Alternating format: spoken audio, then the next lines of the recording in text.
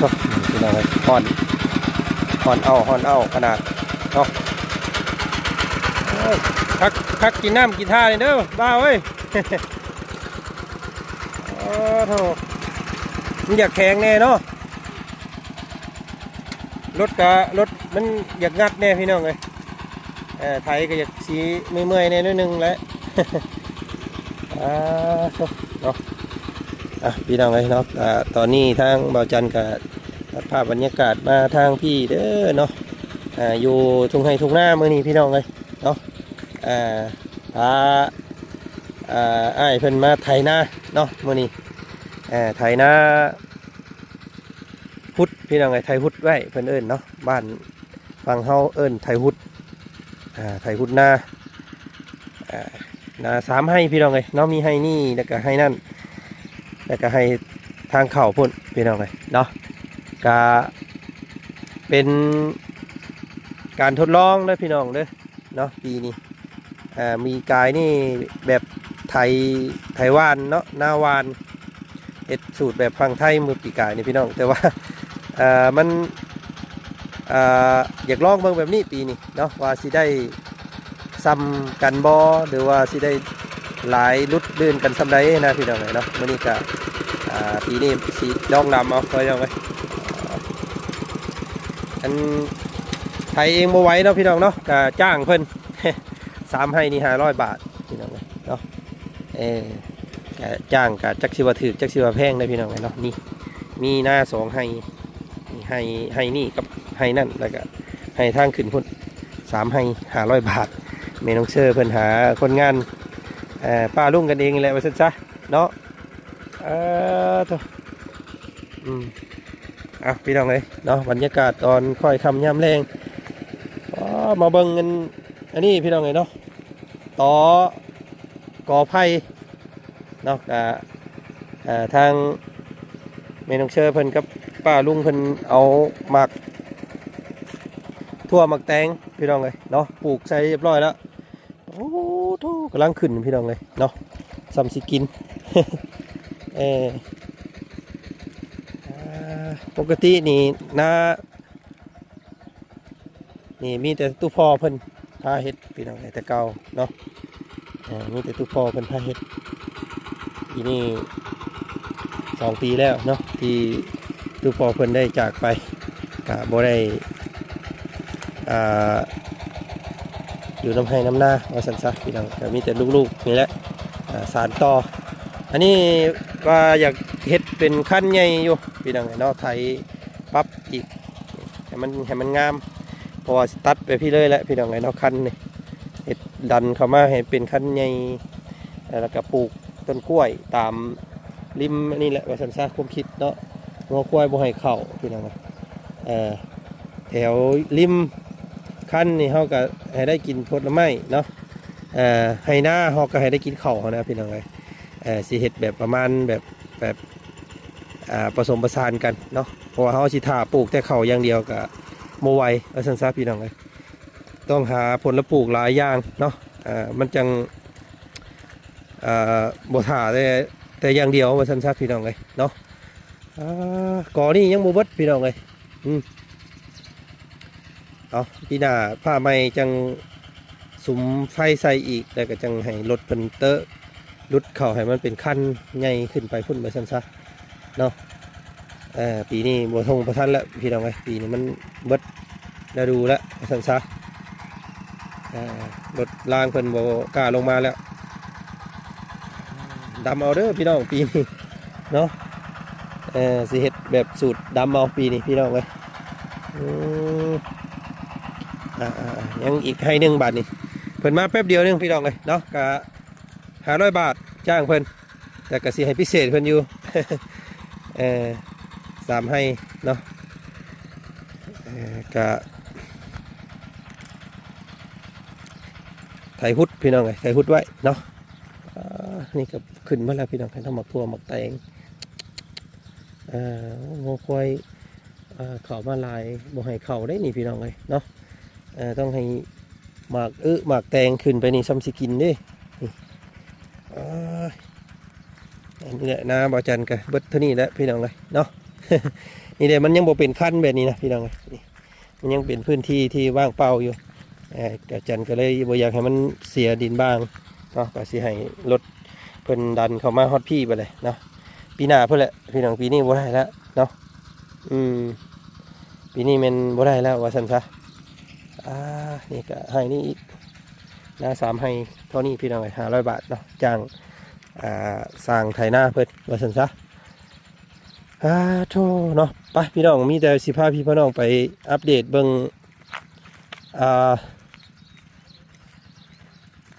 ก้าเนาะที่วานไว้มือก่อนนั่นแหละว่าซั่นซะพี่น้องเนาะไปดุนไปเบิ่งน้ำกันว่าสิออกคักออกงามบ่หรือว่าจังใดไปพี่น้องไปเบิ่งเนาะ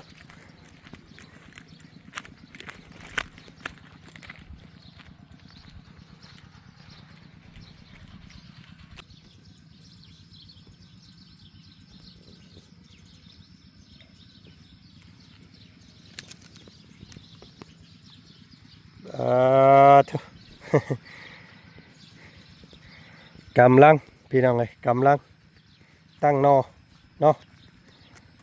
กำลังออกใบปุ๊กินก้าสวยสวนขึ้นมาพี่น้องเลยเนาะกระแทกกับลมพัดอายห้อนกุ้มพี่น้องเลยเนาะโอ้ยบ่ค่อยที่ปานใดเนาะพี่น้องเนาะอยากห่างอยู่กะเอาได้แล้วสำนีก็ได้พี่น้องเลยเนาะทางบ่จันบ้านก้ามือก่อนนี่แหละเนาะบ้านไว้ดำพี่น้องเลยเนาะใบปลูกใบดำจ้านกหลายพี่น้องเลยนกกระจิบนกกระจาบนี่เนาะมันกินเดือขี่ปางนกไว้ชันช้าพี่น้องเลยเนาะโอ้ยังบ่ค่อยมืดปานใดเนาะหากระโปงพี่น้องเลยไล่แล้วกะมุ่ง เนาะบรรยากาศตอนบ่ายแก่ๆพี่น้องเลยเนาะพา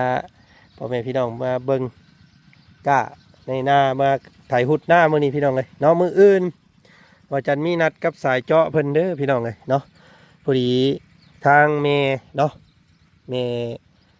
หักเพิ่นซอยเพิ่นว่าเห็นต้นไม้มันแห้งแล้งเนาะเมเพิ่นก็เลยว่าโอ้ลูกคือบ่เจาะน้ำว่าซั่นกับมื้อนี้แหละมื้ออื่นนี่แหละพี่น้องเลยเนาะจักสิเจาะอยู่ไสบาดนี่เจาะน้ำแหละใส่ใดกับเป่งฮดเอาเพิ่นน่ะพี่น้องไอ้พังท่อไปว่าซั่นเดินสายท่อไปแล้วก็เฮ็ดสปริงฮดว่าซั่นพี่น้องไอ้เนาะทางเมย์เพิ่นก็โอ้ยจากรถสิเข้ามาหม่องใดเด้ไล่เนาะเจาะมุมตัวนั้นบ่พี่น้องไอ้เนาะมุมเจตัวนั้นมันรถเพิ่นสิเข้าได้อยู่บ่เนาะก็เอาติดตามเบิ่งเดี๋ยวสิจักสิเจาะหม่องใดดีเนาะโอ้พี่น้องไอ้เอาเนาะขอบพระคุณทางแม่หลายๆเนาะที่สดสวยน้ำมาสันซะพี่น้องเลยเนาะ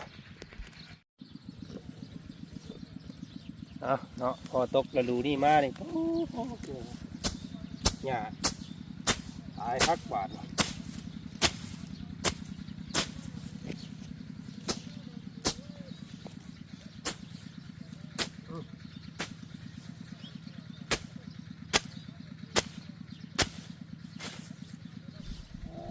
อย่างงามนี้โอ้พี่น้องเลยโอ้โธ่อย่าอันดอกหอนไก่เนาะนี่พี่น้องเลยโอ้ยรัก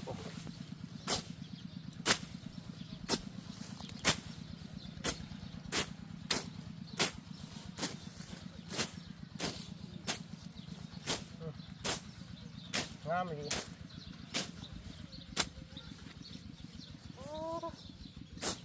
แต่นี่ใครเนาะเนี่ยปลูก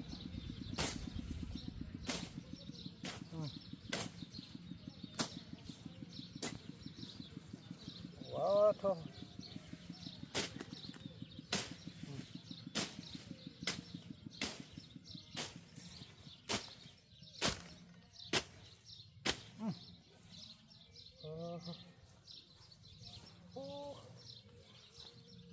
โคตร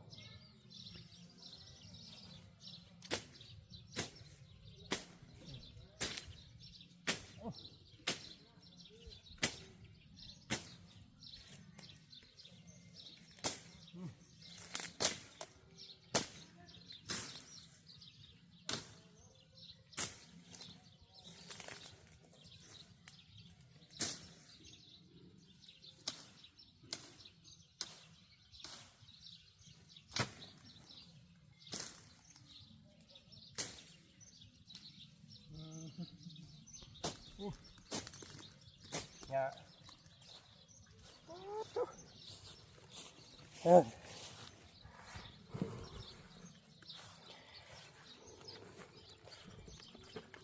ปรับอันนี้ก่อนมือนี้พี่น้องเลยเนาะปรับต้นก่อไผ่เลี้ยงน่องเนาะอ๋อ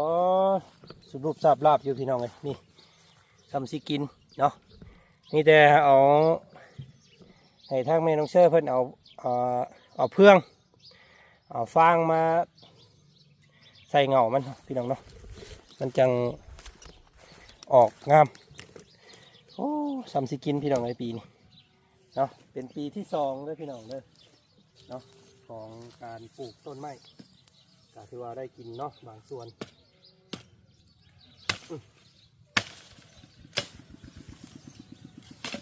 พันธุ์บ่ให้มันขึ้นสูง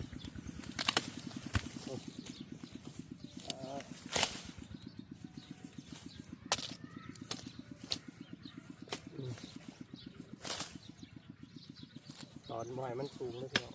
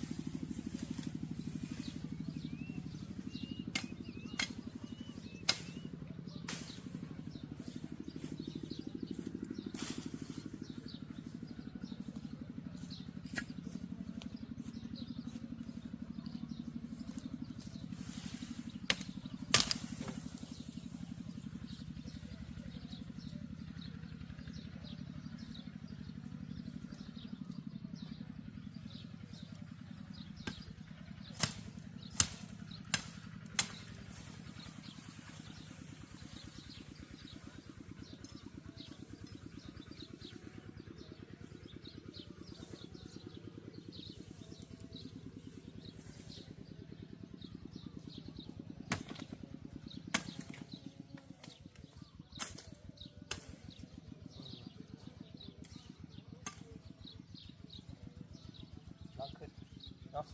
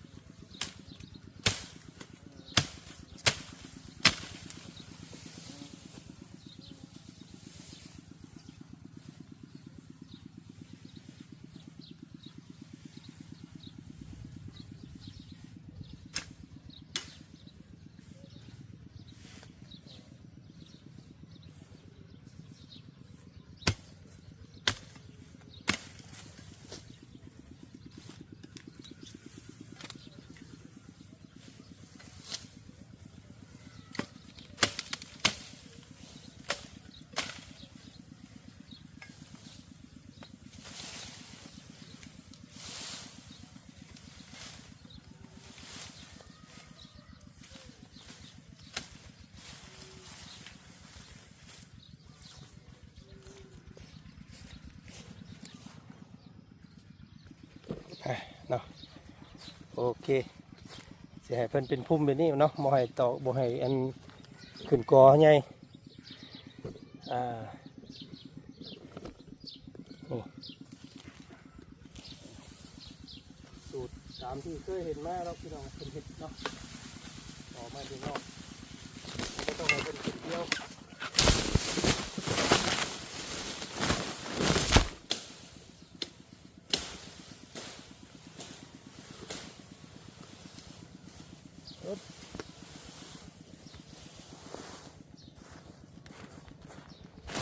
ตัวปลาดุงคนไปเลย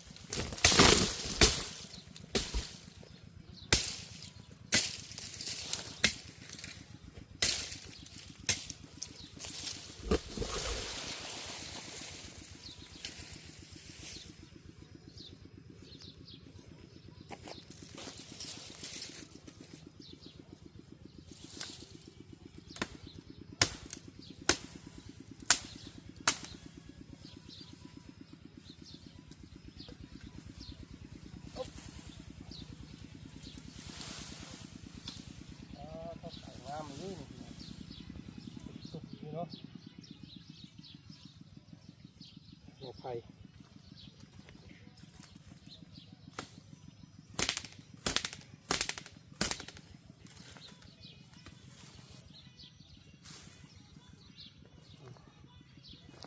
เอาเนาะโอเคแล้วมันก็สิเป็นภูมิต่ำๆนี่พี่น้องไงหายามบ่ให้เพิ่นขึ้นสูงเนาะจ้ะเป็นเติดบาดน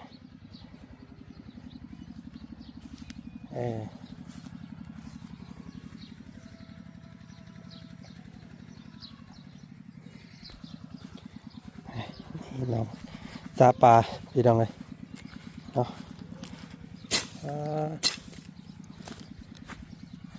โอ้งามเนาะหญ้าต้นไม้งามแบบหญ้าบนแห้งงามพี่น้องเฮ้เฮ้รวมมาเลยโทษพี่น้องนี่ชมพอดีเนาะ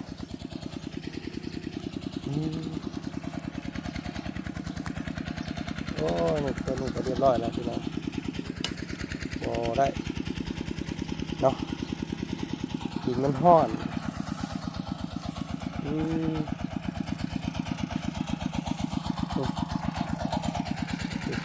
เป็นม่วงไถนายามแรงพี่น้องเลยเนาะครับ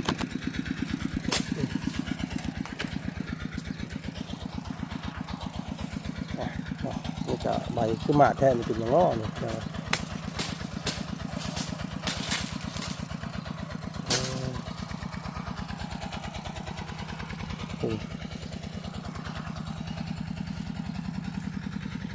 อาจารย์ปลูกเมื่อนั้นมีเรือ2 ต้นพี่น้องต้นมะฮุ่งเนาะแล้วกันรดน้ำเพิ่งก้อนบาทเนี่ย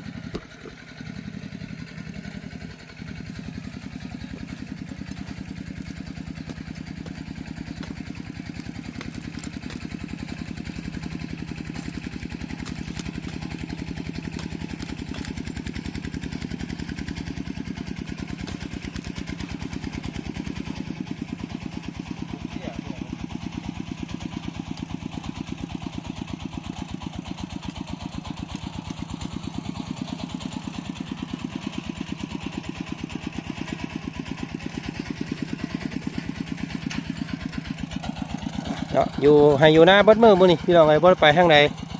เนาะอยู่กับครอบครัวเบิ่งเพิ่นไถให้ไถนาเราไถหุดหน้าไว้มีแต่รอแต่ก้าใหญ่บาดนี่ฝนตกมาเลยมันจังดำเนาะพี่น้องเนาะจุคักมือนี้มืออื่นอาจารย์จะอยู่บ้านเนาะพี่น้องเนาะหลังจากนั้นก็จะเป็นวันจันทร์วันค้านนี่อาจจะได้เดินทางขึ้นคือเก่าเลยพี่น้องทางวันจันทร์ก็ได้นะเพราะว่าขึ้นไป